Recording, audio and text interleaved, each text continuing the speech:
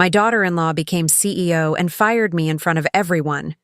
We don't want outdated people in the company.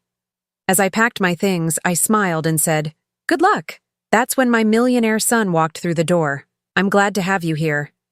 Follow my story until the end and comment the city you're watching from, so I can see how far my story has reached. The conference room fell silent as Amara's voice cut through the air like a blade. "We don't want outdated people in this company anymore." Her words echoed off the glass walls, and I felt every pair of eyes in the room turn toward me. 23 employees, some I'd hired myself, others I'd mentored for years, all watching as my daughter-in-law delivered what felt like a public execution. I sat there, my hands folded carefully in my lap, trying to process what had just happened. At 65, I thought I'd seen everything life could throw at me. I'd survived my husband's death, raised Mitchell as a single mother, and helped build this company from the ground up. But nothing had prepared me for this moment. "Maureen," Amara continued, her voice sickeningly sweet now, "your services are no longer needed.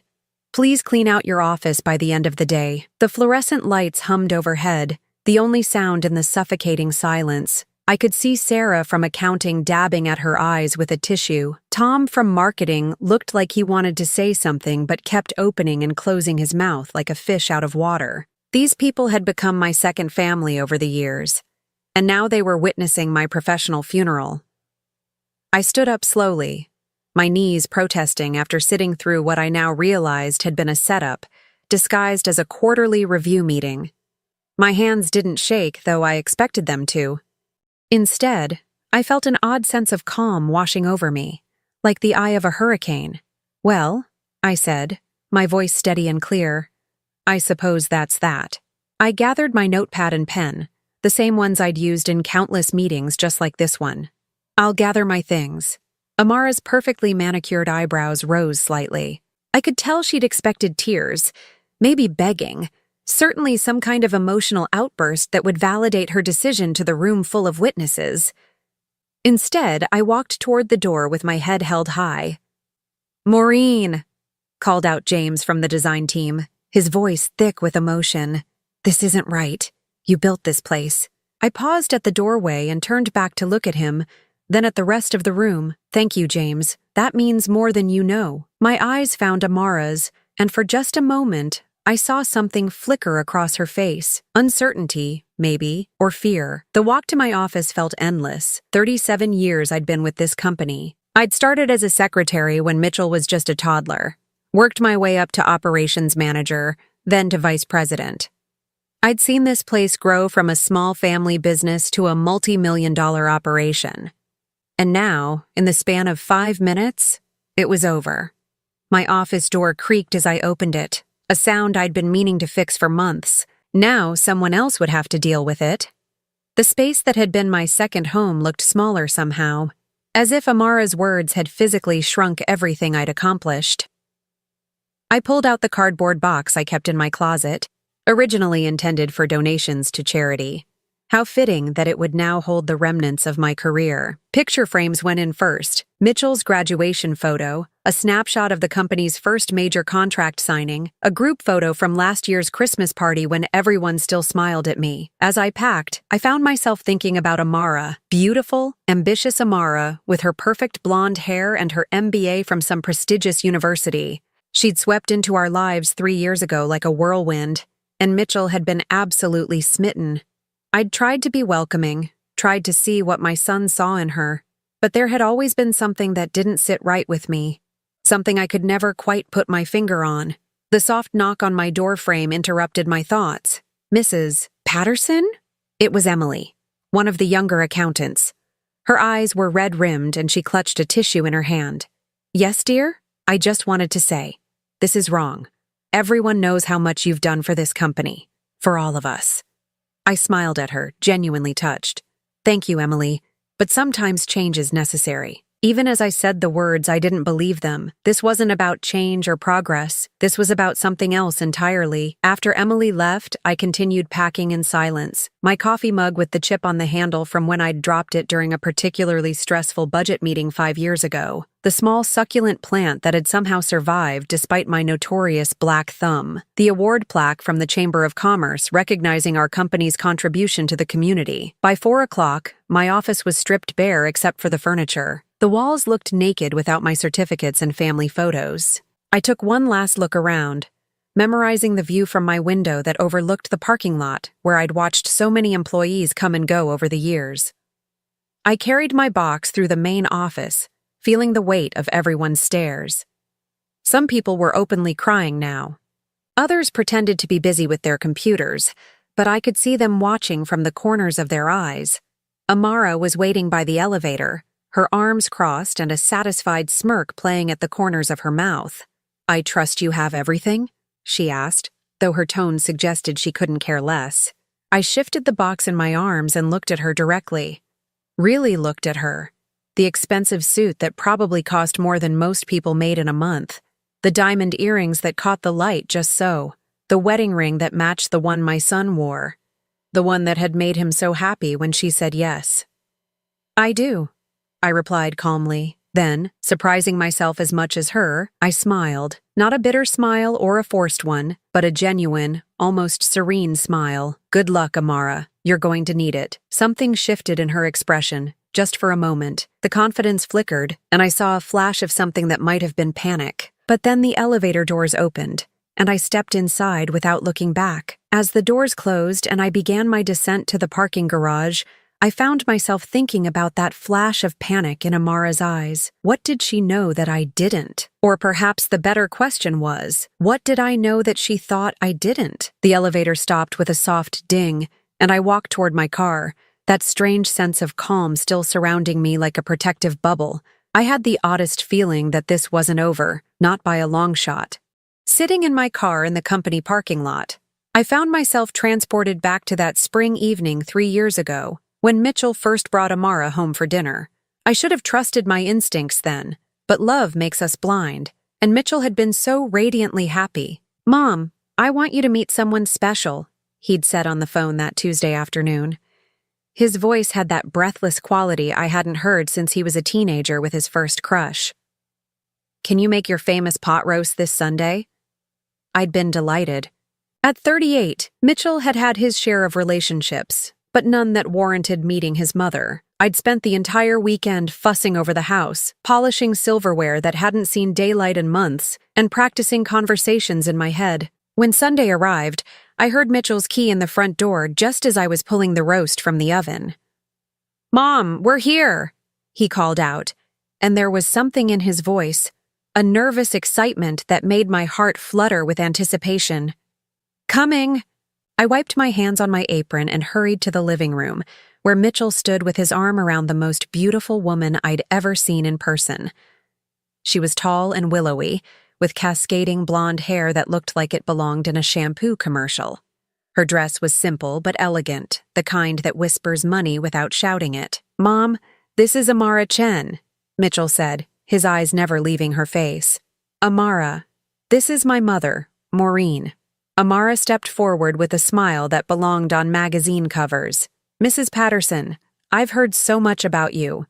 Mitchell talks about you constantly." Her handshake was firm, confident, but there was something in her eyes that didn't quite match the warmth of her smile. Something calculating. "Please, call me Maureen," I said, immediately chiding myself for looking for problems where there probably weren't any. "And I've heard nothing about you, which means my son has been keeping secrets." Mitchell laughed, but it sounded forced. "I wanted it to be a surprise. Amara and I met at that business conference in Chicago last month. During dinner, Amara was the perfect guest. She complimented the food, asked thoughtful questions about the family photos on the mantel, and listened with apparent fascination as I told stories about Mitchell's childhood. She even insisted on helping with the dishes, though I noticed she was careful not to chip her manicured nails. "Your home is so cozy," she said as we worked side by side at the sink. "It must have been wonderful growing up here, Mitchell." But something about the way she said it, with just a hint of condescension in the word cozy, made my shoulders tense. When she thought I wasn't looking, I caught her surveying the modest furnishings with the kind of expression someone might wear when visiting a quaint museum. After they left that evening, I called my sister Linda.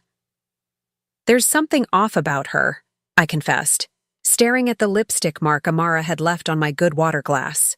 "Maureen, you always say that about Mitchell's girlfriends," Linda reminded me. "Remember Jessica? You were convinced she was after his money, and she turned out to be one of the sweetest girls I've ever met." Linda was right, of course. I had a tendency to be overprotective when it came to Mitchell. He was my only child, and after his father died when he was 15, we'd become exceptionally close. Maybe too close. Over the following months, I watched Amara slowly weave herself into Mitchell's life. She had an MBA from Northwestern, she told us, and worked in corporate consulting. She was between jobs, she explained with a delicate sigh, having left her previous position due to philosophical differences with management. Mitchell was completely enchanted.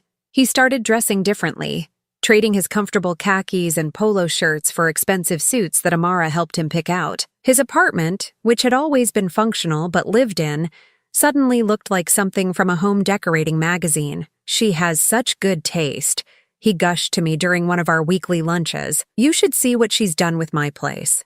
It's like having a whole new life." That phrase stuck with me. A whole new life. As if his old life, the one that included his mother and childhood friends and familiar routines, wasn't good enough anymore. The changes in Mitchell became more pronounced as the months passed. He started missing our weekly lunches, usually with apologies and explanations about important business dinners or weekend getaways that Amara had planned. When we did see each other, Amara was usually with him, steering conversations toward topics that excluded me or gently correcting his stories about our family. "Oh, Mitchell, you're being modest," she'd say with a laugh when he talked about his college achievements. "You don't need to downplay your success for anyone." The implication being that he was downplaying it for me, his own mother. The wedding announcement came exactly 18 months after that first dinner. They'd decided on a small ceremony, immediate family only, at an expensive resort in Napa Valley. "Nothing fancy," Mitchell assured me, though the venue probably cost more than I made in a year. I tried to be supportive, tried to focus on Mitchell's happiness, but Amara made it increasingly difficult. During the wedding planning, she would ask for my opinion on flowers or music, then explain why my suggestions wouldn't work. "Maureen, that's sweet, but we're going for a more sophisticated aesthetic," became her standard response. The night before the wedding, as I sat alone in my hotel room, I called Linda again. "I feel like I'm losing him," I admitted, tears finally coming after months of keeping them at bay. "Maureen, this is normal," Linda said gently. "When children get married, the dynamic changes. It doesn't mean Mitchell loves you any less." But it felt like less.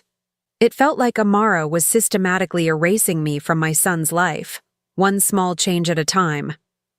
And the most frustrating part was that she was doing it so skillfully, so subtly, that pointing it out would make me look like a jealous mother who couldn't let go. The morning after the wedding, as Mitchell and Amara prepared to leave for their honeymoon in Europe, Mitchell hugged me goodbye. "Thanks for everything, Mom," he whispered in my ear. "I'm really happy." I held him tight, breathing in the familiar scent of his cologne mixed with something new, Amara's expensive perfume that seemed to cling to everything now. "That's all I want," I whispered back, "your happiness." But as I watched them drive away, Amara's perfectly manicured hand resting possessively on Mitchell's arm, I couldn't shake the feeling that I'd just witnessed something more significant than a honeymoon departure. It felt like a goodbye. Now, sitting in this parking lot 3 years later with a cardboard box full of my career in the back seat, I realized my instincts had been right all along. Amara hadn't just wanted Mitchell's love, she'd wanted his life. And eliminating me from the company was just the latest step in her systematic takeover. What I couldn't understand was why Mitchell was letting it happen. The son I'd raised was loyal and protective, especially when it came to family. The Mitchell I knew would never stand by while someone treated his mother this way, unless he didn't know, unless Amara was even more cunning than I'd given her credit for. I started my car and pulled out of the parking lot, glancing once more at the building where I'd spent most of my adult life. Something was very wrong here, something beyond a simple case of a controlling daughter-in-law. As I drove home, one thought kept echoing in my mind. If Amara had lied about this, what else had she lied about? I was halfway home when my phone rang. The caller ID showed Mitchell's number, and for a moment, my heart leaped with hope. Maybe he'd heard about what happened. Maybe he was calling to apologize, to fix this mess his wife had created. "Hello, sweetheart," I answered, trying to keep the strain out of my voice. "Mom, I just landed at the airport. I'm heading straight to the office. Is everything okay?" Amara's been sending me strange texts all day. My breath caught. Mitchell had been in Seattle for a week-long business conference. He didn't know. Amara had orchestrated my humiliation while my own son was 3,000 miles away. "I'm fine, dear.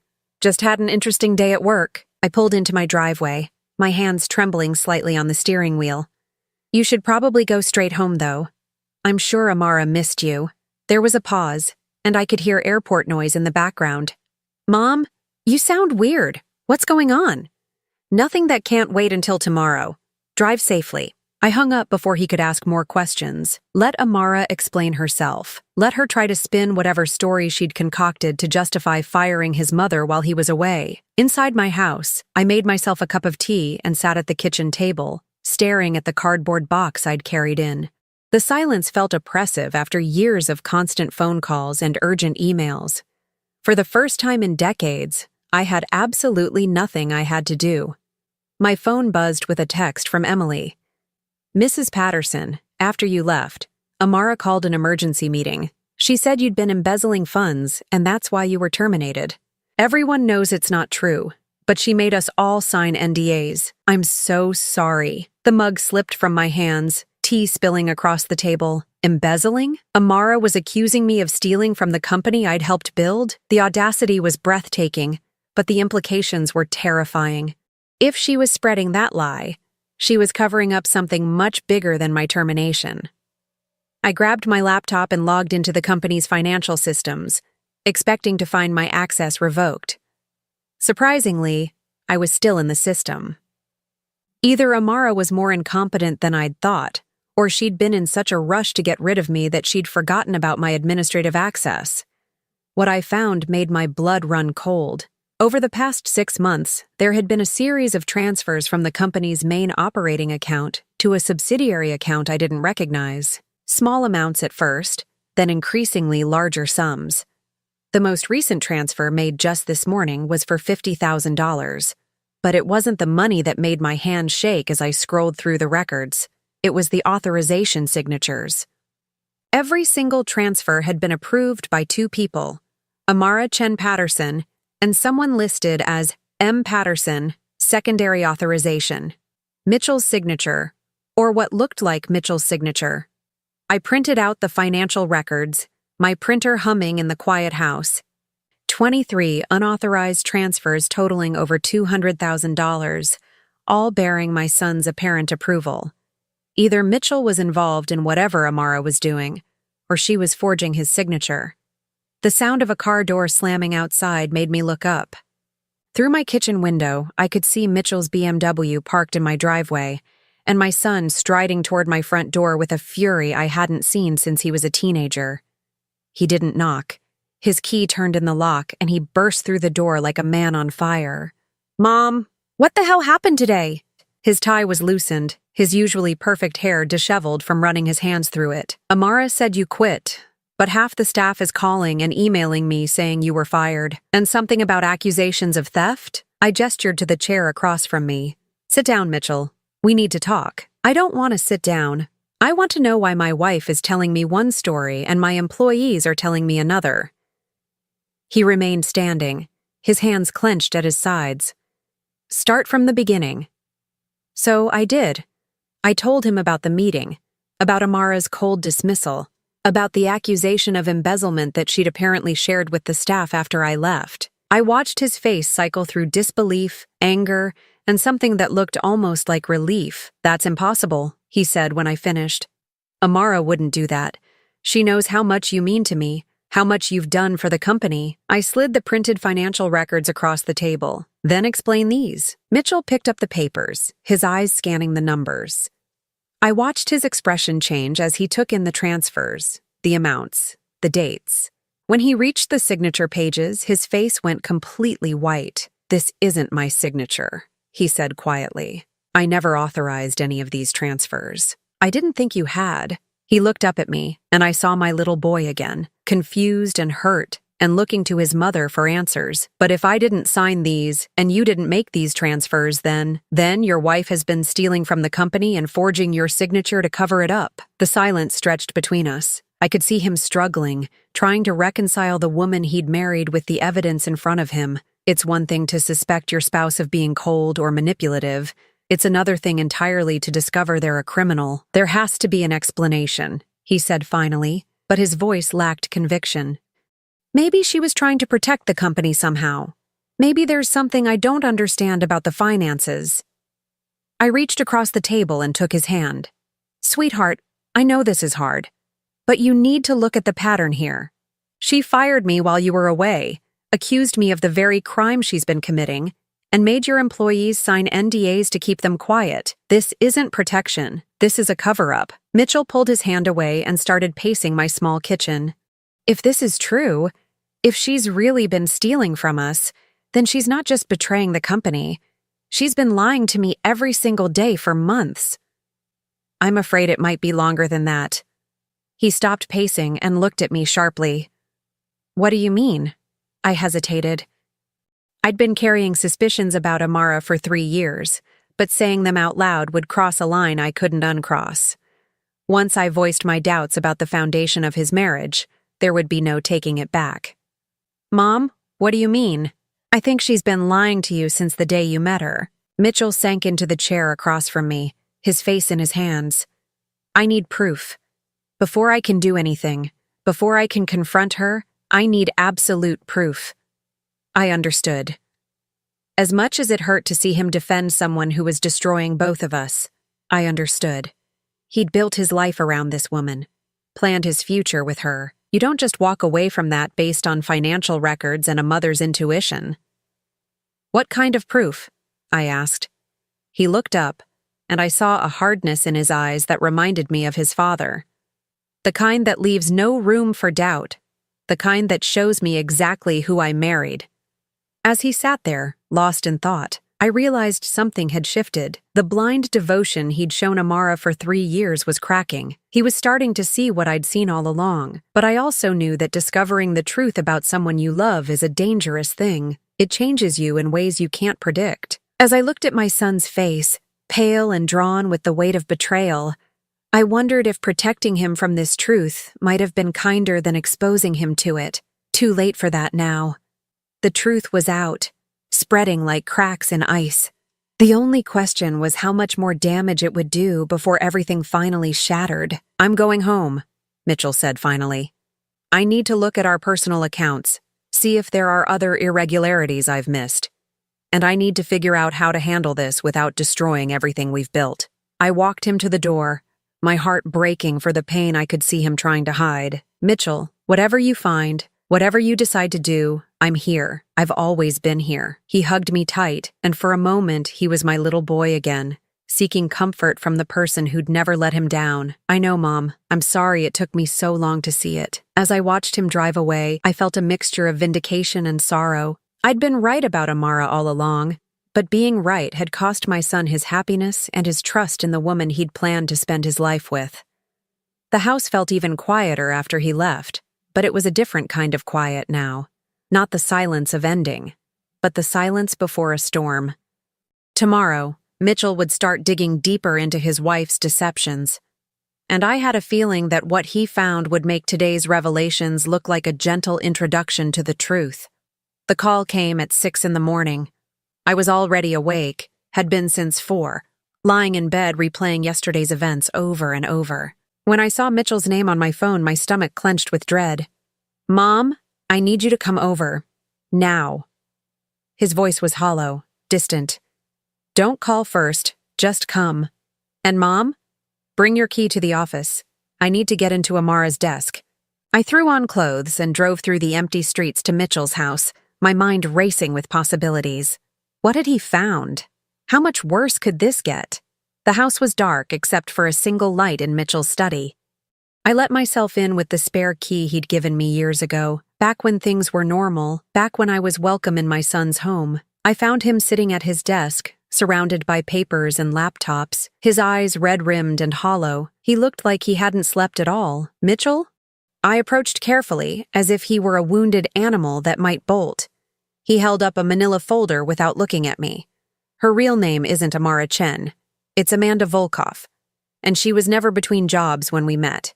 She was fired from her previous company for embezzlement. The words hit me like physical blows. How did you find out? I hired a private investigator 6 months ago. He finally looked up at me, and the pain in his eyes was unbearable.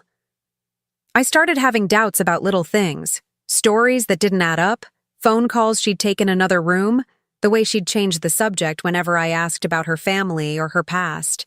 6 months ago? Mitchell, why didn't you tell me? He laughed, but there was no humor in it. Because I was hoping I was wrong. Because I was hoping my mother's paranoid suspicions had just rubbed off on me. He gestured to the papers scattered across his desk. Turns out your paranoid suspicions were the only honest thing in my marriage. I sat down in the chair across from him, the same chair where I'd watched him do homework as a teenager, where we'd planned his college applications, where he'd nervously practiced his proposal speech before asking Amara to marry him. "There's more," he said quietly. The investigator found records of 2 previous marriages, both to wealthy men. Both ended in divorces where she walked away with substantial settlements. My hands trembled as I reached for the folder. "Mitchell, I'm so sorry." "Don't apologize yet. You haven't heard the worst part." He pulled out another document, this one with a medical logo at the top. "Remember when she told me she was pregnant 6 months into our relationship? When she had the miscarriage that made me propose to comfort her?" I nodded, remembering how devastated Mitchell had been, how guilty he'd felt for not being there when she lost the baby. "There was no pregnancy, no miscarriage. She faked the whole thing." His voice cracked. "The investigator found medical records. She's been on birth control the entire time we've been together. The pregnancy test she showed me, the ultrasound photos, the doctor's appointments, all fake." The folder slipped from my hands, papers scattering across the floor. "Oh, Mitchell, she used a fake pregnancy to manipulate me into proposing. Then she used a fake miscarriage to manipulate me into an immediate wedding so I wouldn't leave her in her time of grief." He air-quoted the words, his face twisting with disgust. Every single foundational moment of our relationship was a lie. I knelt down to gather the scattered papers, needing something to do with my hands while my mind processed this information. Among the documents, I found photographs, surveillance shots of Amara meeting with a man I didn't recognize, receipts from expensive restaurants charged to company credit cards, bank statements showing the money trail from our business to personal accounts in names I'd never heard. "Who is this?" I held up one of the surveillance photos. "Marcus Webb, her real boyfriend. They've been together the whole time." Mitchell's voice was getting steadier now, as if talking about it was helping him process the magnitude of the betrayal. "The investigator followed them for weeks. They lived together in a condo downtown that she bought with money stolen from our company. Everything she told me about working late, about business trips, about visiting her sick mother, she was with him." I stared at the photo of Amara laughing with this stranger, her hand on his arm in a gesture of intimacy that should have been reserved for her husband. She looked genuinely happy in a way I'd never seen her look with Mitchell. "How long have you known all this?" "The final report came yesterday morning, while I was still in Seattle. That's why I was rushing back, why I went straight to the office instead of home. I was going to confront her, demand an explanation." He rubbed his face with both hands. "Instead, I found out she'd fired my mother and was spreading lies about embezzlement. That's when I knew she was accelerating whatever endgame she had planned." "Endgame?" Mitchell pulled out his laptop and turned it toward me. On the screen was a divorce petition, already filled out and waiting to be filed. "She's been preparing to divorce me for months. According to this, she's claiming I've been abusive, that I forced her to work at the company against her will, that I isolated her from her family and friends." His laugh was bitter. The only family and friends she has are fake, but apparently that doesn't matter in divorce court. But with all this evidence of her fraud, she's been very careful. Most of the stolen money is in accounts with names similar to legitimate business expenses. The forged signatures are good enough that it would take a handwriting expert to prove they're fake. And she's been building her case against me for months, creating documentation of my supposed abuse, my supposed control over her. I felt sick. She's been planning this from the beginning. Longer than that. The investigator thinks she's done this before, probably with both previous husbands.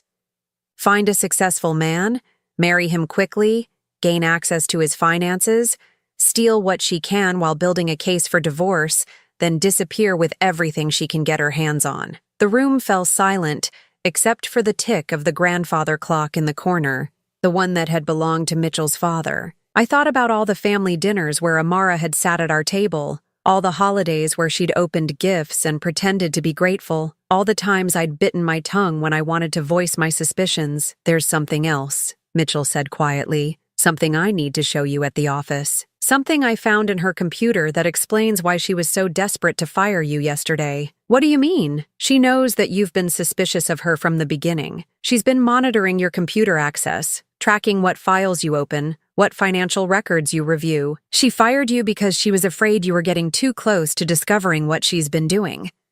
The irony was bitter. Amara had been so focused on watching me that she hadn't noticed Mitchell was watching her. "So what do we do now?" I asked. Mitchell closed the laptop and leaned back in his chair. "Now we go to the office and gather evidence. Then we call the police and file charges for fraud, embezzlement, and identity theft. Then I file for divorce and try to salvage whatever's left of the company. And personally, how are you handling all this?" For the first time since I'd arrived, his composure cracked. "I don't know, Mom. I thought I knew this person. I thought I loved her. How do you process finding out that everything you believed about your life was a lie?" I reached across the desk and took his hand. "One day at a time, one truth at a time. And you remember that not everything was a lie. Your family is real. The people who truly love you are real. The company we built together is real." He squeezed my hand. "I'm sorry I let her come between us. I'm sorry I didn't listen to you. You don't need to apologize for loving someone even if they didn't deserve it. You need to apologize for questioning your mother's judgment." I smiled, trying to lighten the moment just slightly. He managed a small smile in return. "Your judgment has always been impeccable, especially about people who don't deserve us." As we prepared to leave for the office to gather the evidence that would bring down the woman who had nearly destroyed our family and our business, I felt a strange sense of relief. The truth was painful, devastating even, but it was still the truth. And truth, no matter how ugly, was always better than living a lie. The real question now was what else we might find when we dug deeper into Amara's deceptions. If she'd been this thorough in planning her exit strategy, what other surprises had she left for us to discover? Looking at my son's determined expression as he gathered up the evidence, I realized that whatever we found, we'd face it together, the way we should have been facing things all along, before a master manipulator convinced him that his mother was the enemy. Now the real enemy was finally unmasked, and she had no idea what was coming for her. We arrived at the office at 7:30, an hour before anyone else would be there. Mitchell's hands shook slightly as he unlocked the front door, and I realized this was harder for him than he was letting on. Whatever we found in Amara's office would be the final nail in the coffin of his marriage. "Are you sure you want to do this?" I asked as we walked through the quiet hallway. "I have to. If I'm going to rebuild this company, if I'm going to rebuild my life, I need to know everything." He stopped outside Amara's office door. "Besides, she'll be here in an hour. If we're going to do this, it has to be now." I unlocked her office with my master key, the same key she'd probably forgotten I still had when she orchestrated my firing. The space was immaculate as always. Amara's desk was organized with military precision, every pen in its place, every file folder labeled and sorted. Mitchell went straight to her computer while I searched her desk drawers. In the bottom drawer, hidden beneath a stack of legitimate business files, I found a folder labeled Personal Insurance. Inside were dozens of printed emails between Amara and Marcus Webb, discussing their plans with a casualness that made my stomach turn. "Mitchell, You need to see this. He looked up from the computer screen, his face already grim. Bad news first or worse news first? I handed him the folder. Let's start with bad and work our way down. He scanned the emails, his expression growing darker with each page. She's been planning to frame me for the embezzlement. Look at this one from last week. He pointed to a particular email. M is getting suspicious about the missing money. Time to accelerate timeline. Make sure evidence points to him, not us. Evidence points to him? Mitchell turned the computer screen toward me. She's been using my login credentials to make the transfers. She must have watched me enter my password and memorized it. Every single transaction shows my username as the authorization, with timestamps that correspond to times when I was supposedly in the office. I felt cold dread settling in my stomach. But you have alibis for those times, right? Meeting schedules, security footage? That's the genius of it. She picked times when I was legitimately in the building, just not at my computer. Times when I was in meetings, or in the warehouse, or at lunch. If someone investigated, it would look like I stepped away from my computer and left myself logged in. We continued searching, finding more evidence of Amara's systematic destruction of everything Mitchell had worked for. She'd been documenting his abusive behavior for months, creating a paper trail of fake incidents and twisted interpretations of normal conversations. She'd photographed the modest jewelry he'd bought her, claiming in written statements that he'd forced her to wear ostentatious displays of his wealth to make her feel owned. Every kindness he'd shown her, every romantic gesture, every attempt to include her in business decisions had been weaponized against him. How did I not see this? Mitchell asked, staring at a particularly vicious email where Amara described him as controlling and possessive for wanting to know why she was working late so often.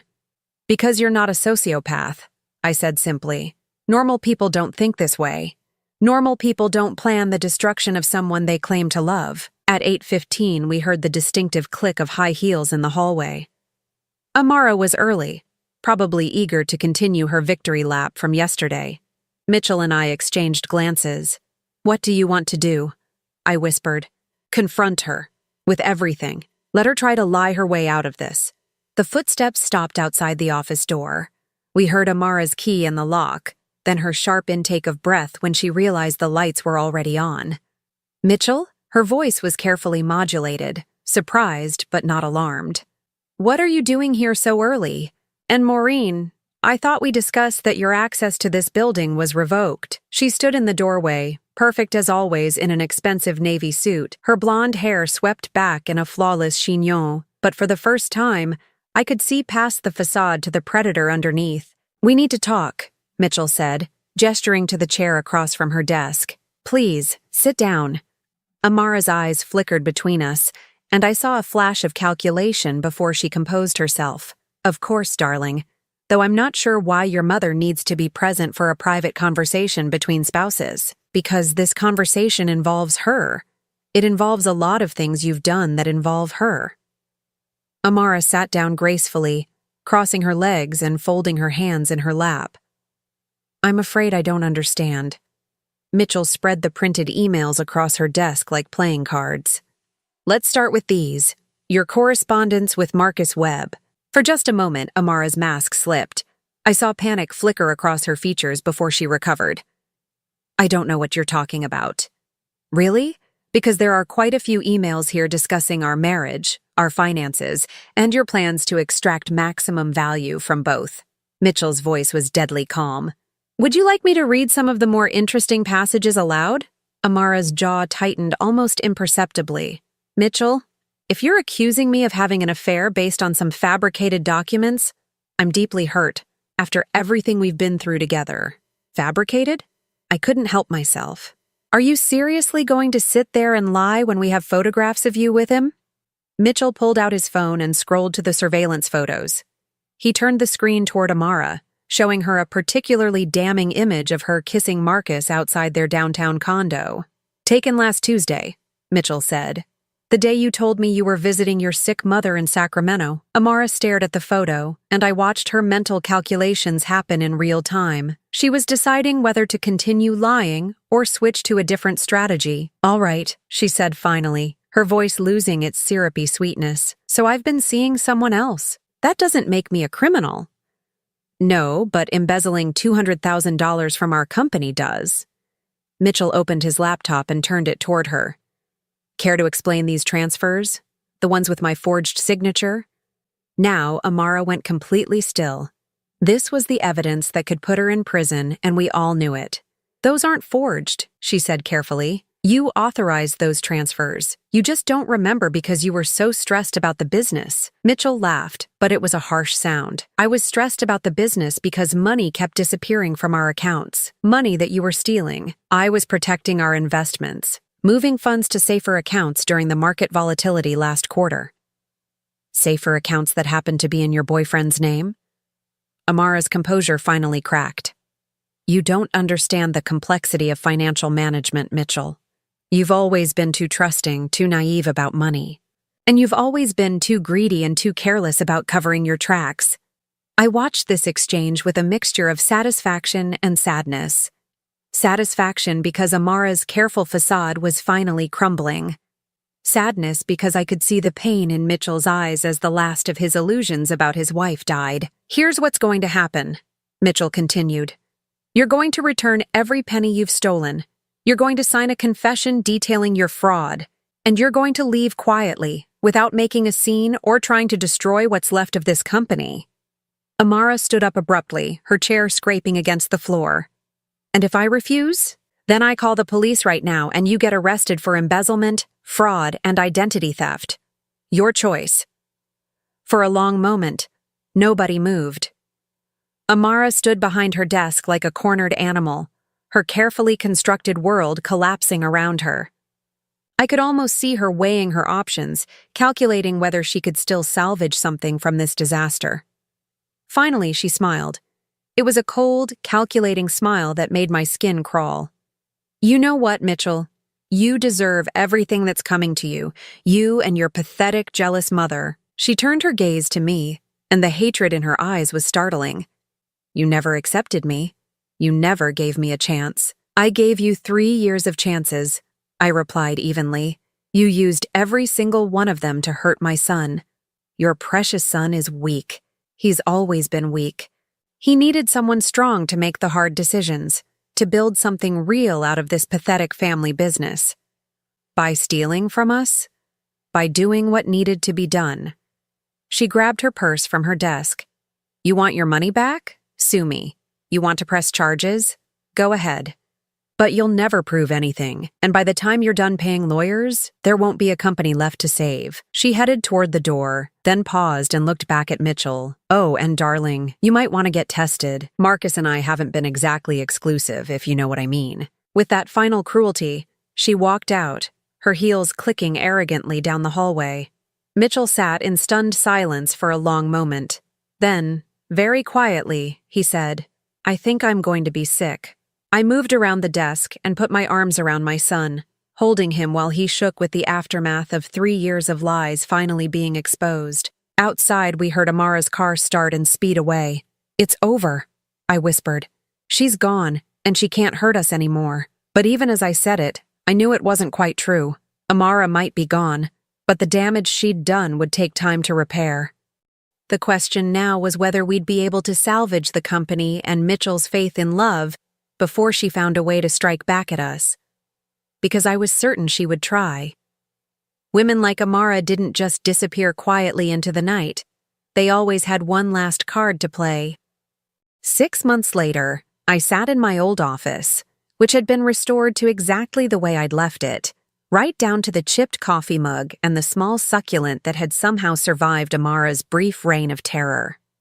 The morning sun streamed through the windows, illuminating the financial reports spread across my desk, reports that showed our company not just surviving, but thriving. It hadn't been easy. The weeks immediately following Amara's departure had been a whirlwind of police reports, insurance claims, and damage control. True to her word, she'd tried to make our lives as difficult as possible, filing a counter lawsuit alleging abuse and wrongful termination. But her case had fallen apart when the FBI's Financial Crimes Unit got involved.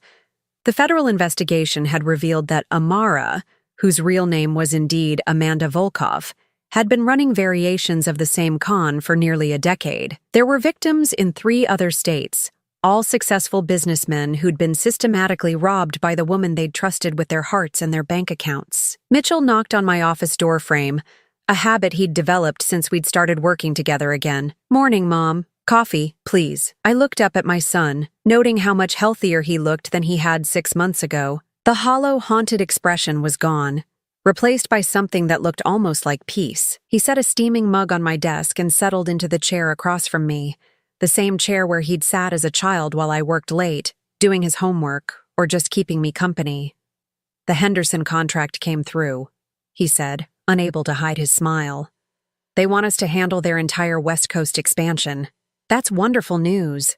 And it was. The Henderson Group contract would put us solidly in the black for the year, erasing the last of the financial damage Amara had caused. "There's something else," Mitchell said, his tone becoming more serious. "I got a call from Detective Morrison this morning. Amara's trial date has been set." I felt a familiar tightness in my chest. Even though she was locked up, even though she couldn't hurt us anymore, the thought of seeing her again made me uneasy. "Will you testify?" I asked. "If they need me to, but Morrison thinks they have enough evidence without putting us through that ordeal. She's facing federal charges in 4 states now. The prosecutor thinks she'll take a plea deal."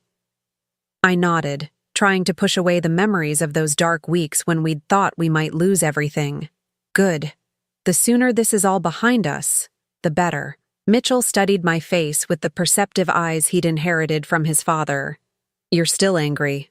"Not angry. Disappointed, maybe. Disappointed that someone could be so calculated, so willing to destroy people who cared about her." "I've been thinking about that a lot lately," Mitchell said slowly. "About how she was able to fool me so completely. This was a conversation we'd been dancing around for months." Mitchell blamed himself for not seeing through Amara's deception, for allowing her to come between us, for nearly losing his family and his business to a woman who'd never loved him at all. "You loved her," I said gently. "Or you loved who you thought she was. That's not a character flaw, sweetheart. That's what makes you human. But you saw through her from the beginning. Why couldn't I?" I set down my coffee and leaned back in my chair, considering how to answer. "Because I was looking at her as a threat to my son. You were looking at her as someone you wanted to build a life with. We were both right, in our own ways. I should have listened to you. Maybe. But then, you would have always wondered if you'd made the right choice. Sometimes we have to learn things the hard way." Mitchell was quiet for a moment, staring out the window at the parking lot where this whole nightmare had begun 6 months ago. "I started seeing someone," he said suddenly. My heart did a little leap. "Oh?" "Her name is Sarah. She's a teacher at the elementary school down the street from my house. We met at the coffee shop on 5th Street. He smiled, and it was the first genuine smile I'd seen from him when talking about a woman since before Amara. "She's nothing like, well, nothing like what I thought I wanted before." "Tell me about her." "She's quiet, thoughtful. She makes me laugh, but not in that desperate way where you're trying to impress someone. It's just easy." He paused. "She knows about Amara, about everything that happened. I told her early on because I didn't want any secrets between us. And she said that the fact that I could still trust enough to tell her meant I was going to be okay." He looked at me directly. "I'd like you to meet her, if you're comfortable with that." The question hung in the air between us. We both knew this was about more than introducing me to his new girlfriend. This was about trust, about whether he'd learned from his mistakes, about whether our relationship was strong enough to survive another woman in his life. "I'd love to meet her," I said, and meant it. "Really?" "Really. But Mitchell, I want you to promise me something. Anything. Promise me that no matter what happens with Sarah, or with anyone else you might meet, you won't let them convince you that your family is the enemy. What we have, what we've rebuilt together, it's worth protecting." He reached across the desk and took my hand. "I promise, Mom. Never again." Later that afternoon, as I was preparing to leave for the day, Emily knocked on my door. "Mrs. Patterson?" There's someone here to see you. She says she's from the FBI. My blood ran cold. Had something happened with Amara's case? Had she somehow managed to cause more trouble from prison? The woman who walked into my office was young, probably in her early 30s, with short brown hair and an all-business demeanor. She flashed her badge and introduced herself as Agent Linda Chen. No relation to Amara, she assured me with a wry smile. I wanted to speak with you personally about the Volkov case, she said, settling into the chair across from my desk. Your testimony and the evidence you provided were instrumental in building our case against her. I'm glad we could help. Is there a problem with the prosecution? On the contrary, thanks to your cooperation, we've been able to connect Volkov to crimes in 6 states now, not just 4. The pattern of behavior you helped us establish has been crucial in getting other victims to come forward. Agent Chen pulled out a file folder. I wanted you to know that the total amount of money she stole from various victims over the past 8 years is close to $2 million. Your case, as devastating as it was personally, helped us stop her before she could destroy more lives. $2 million. I tried to imagine how many families had been torn apart, how many businesses had been destroyed, how many people had lost faith in love because of one woman's greed. What will happen to her now? She's looking at 20 to 30 years in federal prison. With her record and the number of victims, she won't be eligible for parole for at least 15 years. Agent Chen closed the folder. Justice moves slowly sometimes, but it does move. After Agent Chen left, I sat alone in my office as the sun set outside my window. The building was quiet, most of our employees having gone home to their families, their normal lives unmarked by the kind of betrayal we'd experienced. I thought about Mitchell, probably at home getting ready for a date with Sarah the teacher. I thought about the company, stronger now than it had been before Amara nearly destroyed it. I thought about the employees who'd stood by us through the worst of it, who'd refused to believe the lies about embezzlement and family dysfunction. Most of all, I thought about survival. Not just the survival of our business or our family relationships, but the survival of the ability to trust, to hope, to believe that most people are fundamentally good, even when we've encountered someone who fundamentally isn't. My phone buzzed with a text from Mitchell. Sarah wants to cook dinner for us Sunday. Her lasagna, she promises, is better than yours. I told her that's impossible, but she's determined to prove me wrong. I laughed out loud in the empty office. The idea of someone trying to outcook me for my son's affection would have terrified me 6 months ago. Now it just sounded like fun. I texted back, challenge accepted. Should I bring my famous garlic bread as backup? Definitely. And Mom? Thank you. For everything. I gathered my things and headed for the door, turning off the lights and locking up the office that had become the symbol of everything we'd almost lost and everything we'd fought to keep. Outside, the evening air was cool and clean.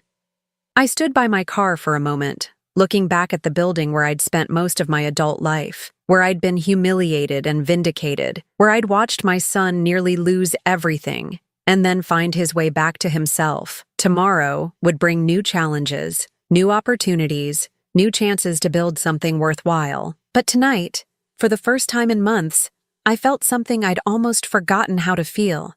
Peace. Complete, uncomplicated peace.